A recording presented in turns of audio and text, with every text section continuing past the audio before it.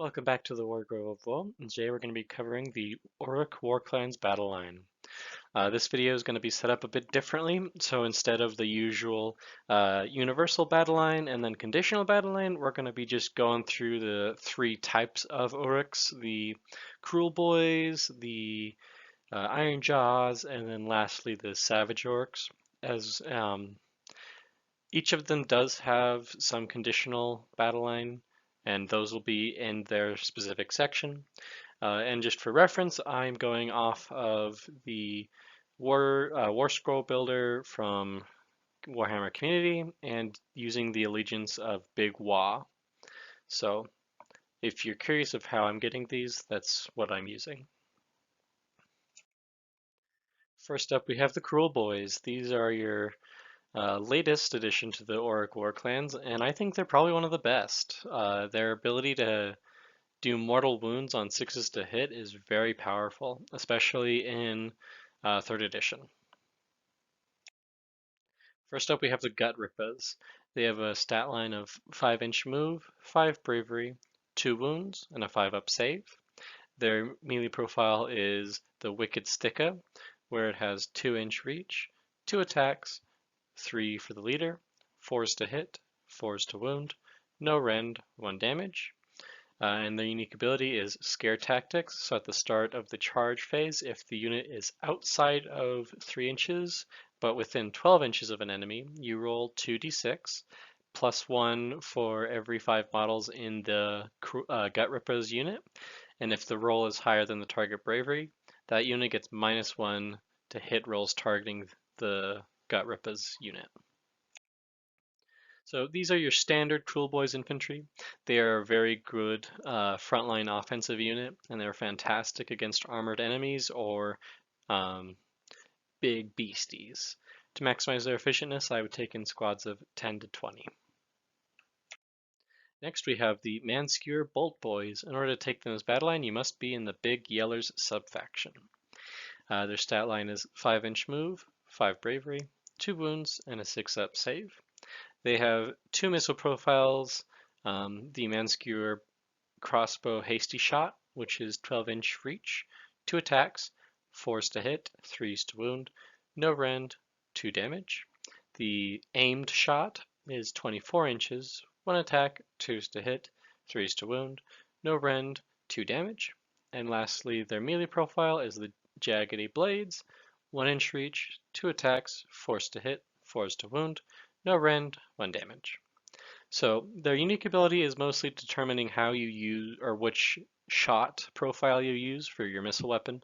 If the unit is outside of combat or it has moved, then it must use the hasty shot profile. So these are a fantastic support archer unit. They're good to hang out behind your infantry front lines and take pot shots at whatever you need shooting. So something interesting here is under normal circumstances, you'd always want to use the aimed shot, but with the Cruel Boys' unique ability to do mortal wounds on 6s, there is something to be said for doing the hasty shot to get more attacks off and just roll more dice to try and get more 6s. Of course, that is a shorter range, but food for thought. You can pick and choose depending on the situation about hasty shot or aimed shot. To maximize their efficientness, take in squads of 3 to 6. Next up, we have the Iron Jaws. These are the big, mean, and nasty boys. First up, we have the Arrowboyz. They have a stat line of 4-inch move, 6 bravery, 2 wounds, and a 4-up save. Their melee profile is the Arrowboy Choppa, 1-inch attack, 1-inch reach, 2 attacks, 4 attacks for the leader, 3s to hit, 3s to wound, 1 rend, 1 damage. 2 and 5 can have a shield, which gives that model a 6+ ward. 1 and 5 can have a drummer, which gives the unit +2 to charge. And then 1 and 5 can have a banner or a glyph. The banner gives +2 bravery to the unit, and the glyph gives -1 bravery to enemies within 3 inches. These are your good old classic orcs. They are great frontline tar pits. They're good at dishing out damage too. They're just all around a good versatile unit. To maximize the efficiency of Orruk, I'd take in squads of 5 to 10. Only take in 10 or higher if you intend to use them as a tar pit and really kind of hammer that home. Because their range is short, you're not going to be getting the maximum efficiency in terms of melee weapons if you go into higher squad sizes. Next up, we have the Orruk Brutes. These guys are just bigger, meaner Orruboys. They have a whole bunch of melee profiles, which we'll get to in a second. But first, their stat line. It's 4-inch move, 6 bravery, 3 wounds, and a 4-up save. Their melee profiles start with the pair of brute choppas, 1-inch reach, 4 attacks, 3s to hit, 3s to wound, 1 rend, 1 damage. The Gore or Jagged Gore-gruntas, 2-inch attack, or 2-inch reach, 3 attacks, 3s to hit, 3s to wound, 1 rend, 1 damage. And then the Gore-choppa, 2-inch reach, 3 attacks, 3s to hit, 3s to wound, 1 rend, 1 damage. Then the Boss choppa, 1-inch reach, 3 attacks, 3s to hit, 3s to wound, 1 rend, 2 damage. And then the Boss claw and brute smasher, 1-inch reach, 4 attacks, 4s to hit, 3s to wound, 1 rend, 2 damage. So how all of these profiles work out is the unit is armed with either the pair of brute choppas or the jagged Gore-gruntas. 1 in 5 can have a Gore-choppa, and then the leader unit can have a Boss choppa or Boss claw and brute smasher. And they get a +1 to hit if they're targeting a model or a unit that has more than 4 wounds. So they're really good against big beasties or things that have a lot of health. They are fantastically versatile. They're great against most enemy types, and they're extra killy against big units. I don't think there's a wrong way to use brutes. You could take them in any size of squad or any weapon option. But if you do go with larger squads, make sure to take the weapons with 2-inch reach so each boy can get into attack range and get the maximum efficiency out of them. And last for the Iron Jaws is the Orruk Gore-gruntas. In order to take them as Battleline, you must be in the Bloodtoofs subfaction. Their stat line is 9-inch move, 7 bravery, 5 wounds, and a 4-up save. Their melee profile is the Pig Iron Choppa, 1-inch reach, 4 attacks, 5 for the leader, 3s to hit, 3s to wound, 1 rend, 1 damage. And then the Jagged Gore-choppa, which is 2-inch reach, 3 attacks, 4 for the leader, 3s to hit, 3s to wound, 1 rend and 1 damage. And then the mount attacks for 1 attack each, 1-inch reach, 4 attacks each, 4s to hit, 4s to wound, no rend, 1 damage. They have a damage on the charge ability, so for each model within 1 inch of a model that charged, you roll a dice, and on a 4-up you deal mortal wound. And if the unit is equipped with the Jagged Gore-gruntas and you charge, they get a +1 to hit and wound. This is a fantastic unit. It's very strong. It's a slow, heavy cavalry type of unit. They're hard hitting and they're mean, and they're pretty tanky for what they are. To maximize the efficiency of them, I would take in minimum squad sizes of 3 because of their model size. Taking in larger squads is difficult, but still possible. And I would also recommend equipping with the spear or the 2-inch reach weapon because you get that +1 to hit and wound, just making them amazing offensive tools. Last but not least, we have the Savage Orruk Battleline options. First up, we have the Savage Orruks. They have a stat line of 5-inch move, 5 bravery, 2 wounds, and a 6-up save. Their melee profile is the Chompa, which is 1-inch reach, 2 attacks, 3 for the leader, 4s to hit, 3s to wound, no rend, 1 damage. Or the Savage Sticka, 2-inch reach, 2 attacks, 3 for the leader, 4s to hit, 4s to wound, no rend, 1 damage. For unique abilities, 1 in 10 can have a totem, which gives +1 bravery. They also get +1 attacks if the unit has 15 or more models. And lastly, they get a +1 to save against melee weapons. So these are your horde versions of Orrukboyz. They're kind of worse in a lot of ways, but you can take a lot of them, and just from sheer amount of wounds they have, they can tar pit fairly well, or screen, or just hold objectives. They're best against lightly armored targets. And if you are going to take Savage Orruks, take them in squads of 20 to 30, and take the Savage Sticka. Next up, we have the Savage Orruk Arrowboyz. In order to take these as Battleline, you must be in the Bonegrinz subfaction.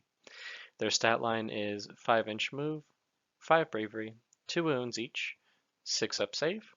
They have a Stinga bow missile profile, which is 18-inch reach, 2 attacks, 5s to hit, 4s to wound, no rend, 1 damage. Their melee profile is the Bone Shiv, 1-inch reach, 1 attack, 4s to hit, 4s to wound, no rend, 1 damage. And the leader model can have the Champa, which is 1-inch reach, 3 attacks, 4s to hit, 3s to wound, no rend, 1 damage. 1 in 10 can have a Skull Thumpa, which gives +2 to their charge. 1 in 10 can have a Totem, which gives them +1 bravery. And lastly, if they are targeting a monster, they get +1 to rend with their bow. And if there is more than 15 models in the unit, they get +1 attack with their bow. They are a fairly weak ranged unit. They mostly rely on weight of dice, considering they can have up to 3 attacks per model. I don't really see them being all that useful.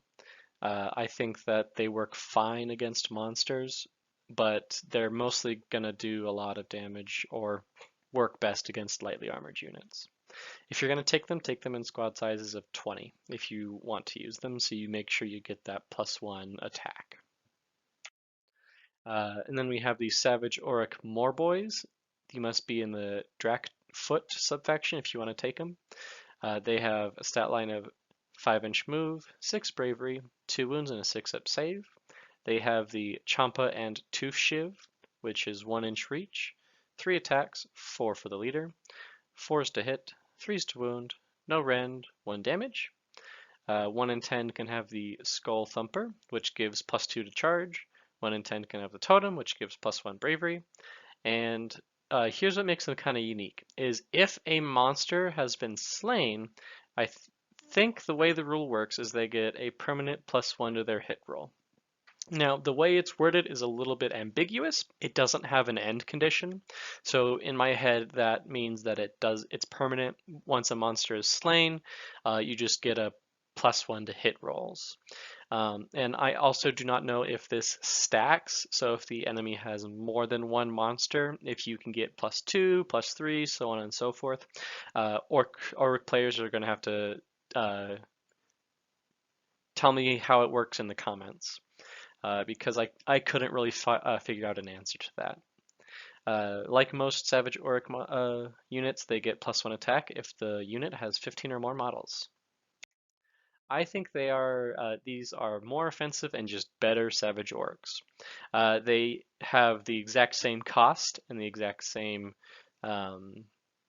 models per unit, so I don't see a reason why you would take just regular Savage Orruks when more Boyz exist.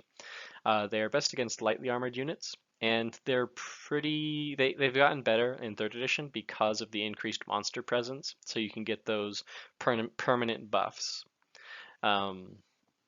If you're gonna take some more Boyz, I would take them in squads of 20 to 30.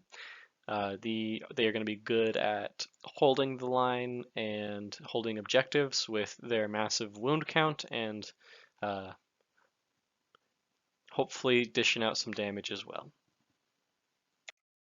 Last but not least, we have the Savage Boarboyz. In order to take them as Battleline, you need to be in the Icebone subfaction. And before we get started, I think this is probably the best Savage Orc unit. Just off of my analysis, I think this is the one that you're going to get the most value out of, but they aren't necessarily for everybody. They have a 12-inch move, which is very fast for an orc. They have 5 bravery, 3 wounds apiece, and a 6-up save. They have the Choppa, 1-inch reach, 3 attacks, 4 for the leader, 4s to hit, 3s to wound, no rend, 1 damage. Or they can have the Savage Sticka, which is 2-inch reach, 3 attacks, 4 for the leader, 4s to hit, 4s to wound, no rend, 1 damage. And then the mount attacks, the Tusken Hooves, 1-inch reach, 2 attacks, 4s to hit, 4s to wound, 0 rend, 1 damage. 1 in 5 can have a Skull Thumpa, which gives +2 to charge. 1 in 5 can have a Totem, which gives +1 bravery. They get +1 save for melee attacks that target them.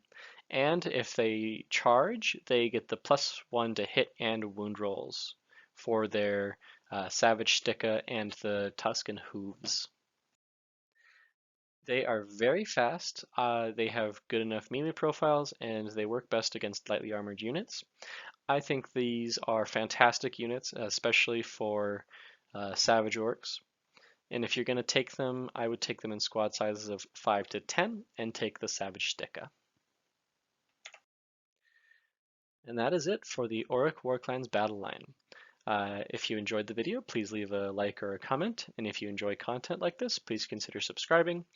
I have been the Wargrove of Woe, and I'll see you guys next time.